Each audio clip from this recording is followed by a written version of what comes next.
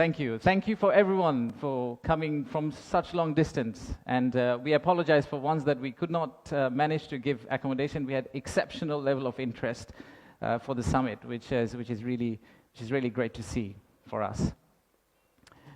My first slide is thank you slide. That's not the last slide.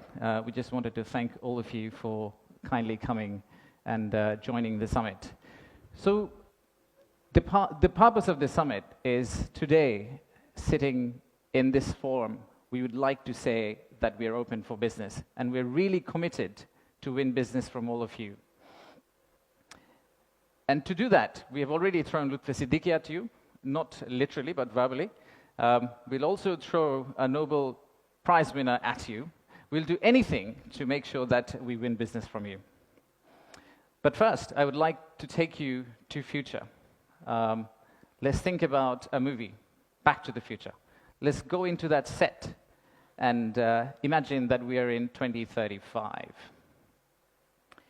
In 2035, how would Bangladesh look like?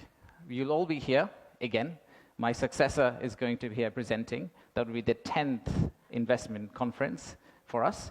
And in that conference, we will not be talking about a rising economy, but we'll be talking about a regional manufacturing powerhouse.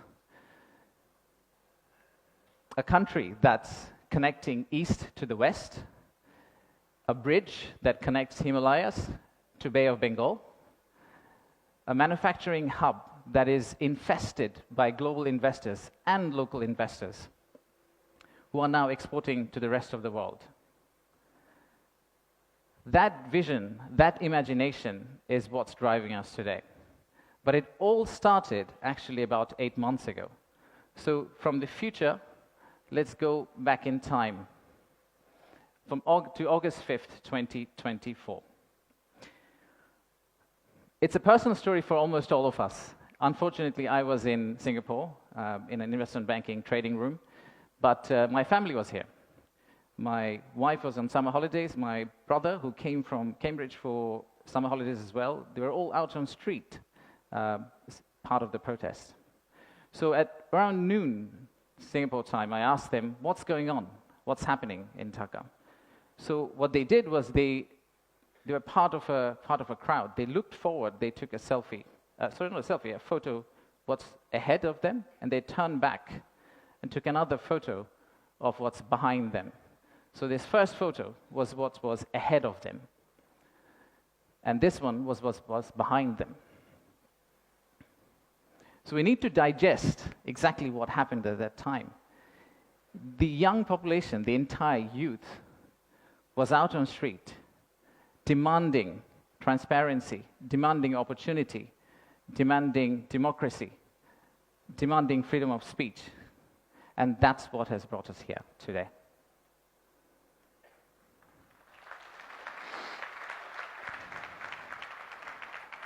So today, the expectations are very high. The young population of our country, they're global. Unlike us, they're used to tweeting, they're used to looking at TikTok and looking at Singapore and Bangkok. So they don't want Dhaka to be Dhaka 2.0. They actually want Dhaka to become Singapore and Bangkok in 5-10 years' time. So how do we get there? That's the expectation we have. How do we get to Singapore and Bangkok within 5-10 years? How do we unlock the energy that we got during the August Revolution?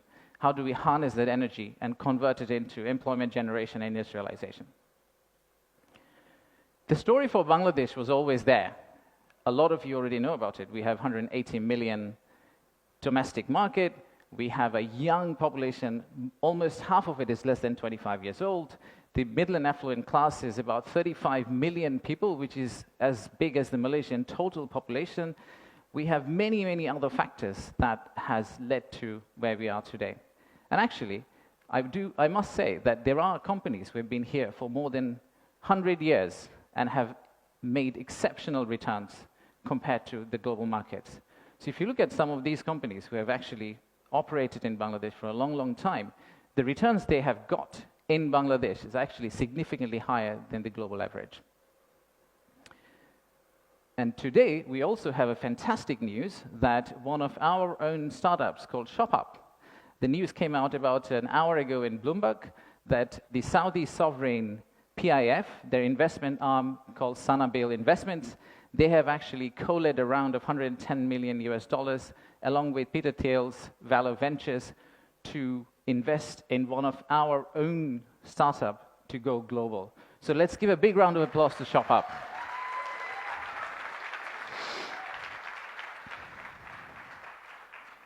So that's today. That's today. So what's tomorrow?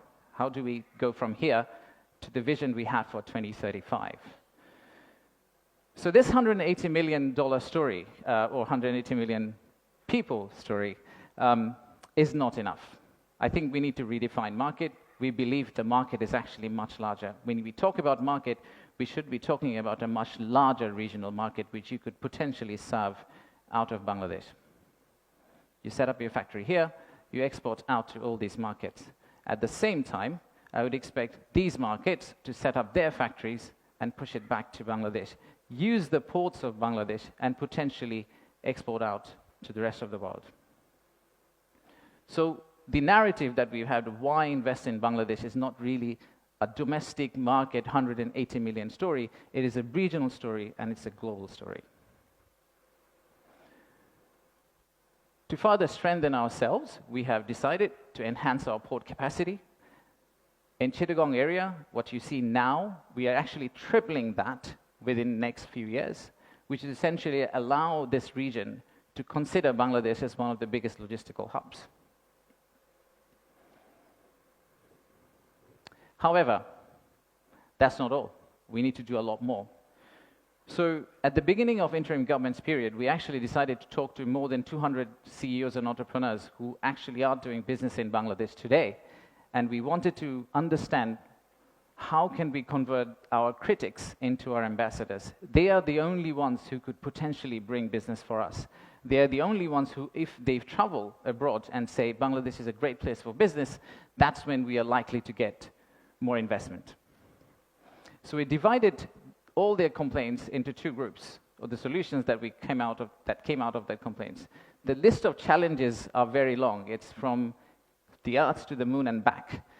But we whittled it down to a few action items, some of which are short-term wins, so some of that you see here, some of which are actually long-term policy reforms that we would like to also undertake and set the direction of travel for the country in the right course, so that the incoming government, the next government, the political parties who come and start driving this economy, they can follow the same script for us.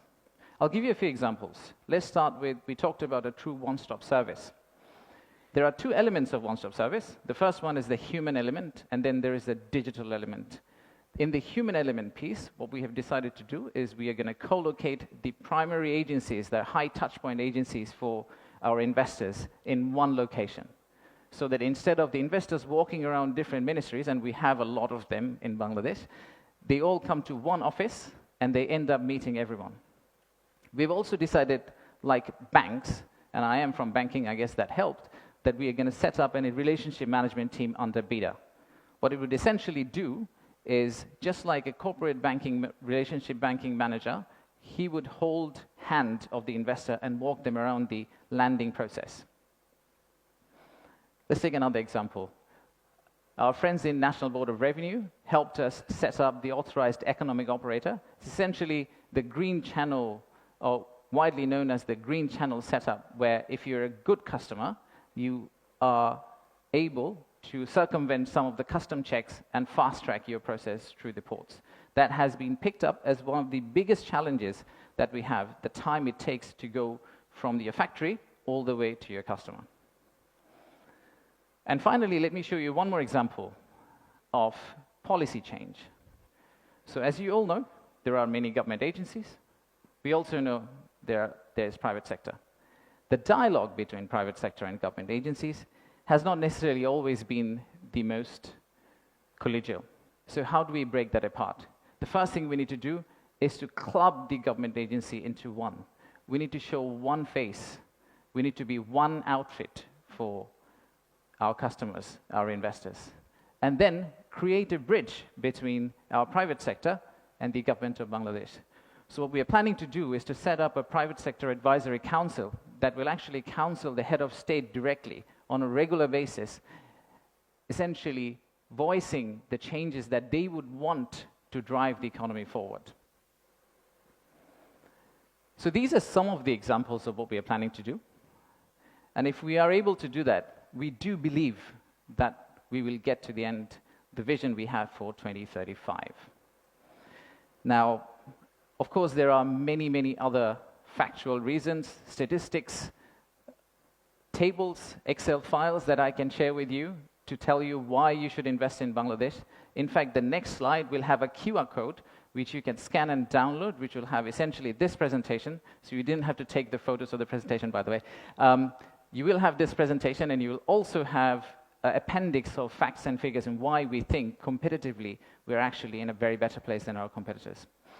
So please watch out for the QR code. But before I go there, I would really like to finish off with this. There are economic reasons to invest in Bangladesh, but I really don't want you to invest in Bangladesh for the economic reasons. If you really think about investing in Bangladesh, think about investing in Bangladesh because of the transformational journey you're going to be part of. For the odd mixture of warmth and resilience our people have,